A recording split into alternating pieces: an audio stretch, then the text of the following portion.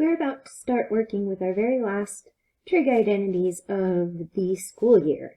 And you are going to be able to derive those double angle trig identities using the sum and difference identities that you already know. To find sine of a double angle, we're going to start with sine of theta plus theta. That's the same thing as 2 theta. And using the identities we already know, sine, cosine, cosine, sine, the sines stay the same. We've expanded. And now I'm going to use the commutative property to rearrange that multiplication.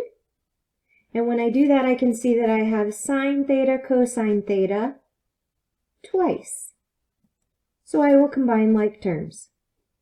That is the double angle identity for sine. Let's look at tangent. Again, we'll start by expanding tangent of theta plus theta. Tan tan over 1 tan tan. The top signs stay the same, the bottom always change. And then again, because we have like terms, we will combine them. And in the denominator, we're multiplying, so we could use tangent squared. This is our double angle identity for tangent. And we saved cosine for last. Starting with our expansion. Cosine, cosine, sine, sine. And the cosines always change. We can then, because of the matching angles, multiply and get cosine squared minus sine squared. This is one of our double angle identities for cosine. There are 2 more.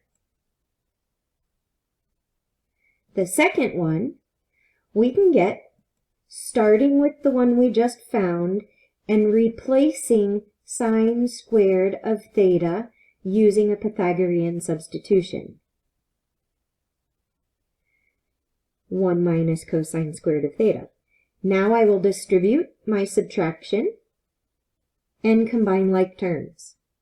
There's an alternative for a double angle identity for cosine. And there's one more option. The third double angle identity for cosine is created by starting with the original and replacing the cosine squared with a Pythagorean substitution. When I remove the parentheses and combine like terms, we have our third cosine double angle identity. When it comes to cosine, you really do have your choice of which to use. Sometimes it makes sense to use one over another one, but that'll happen more when we get to solving equations.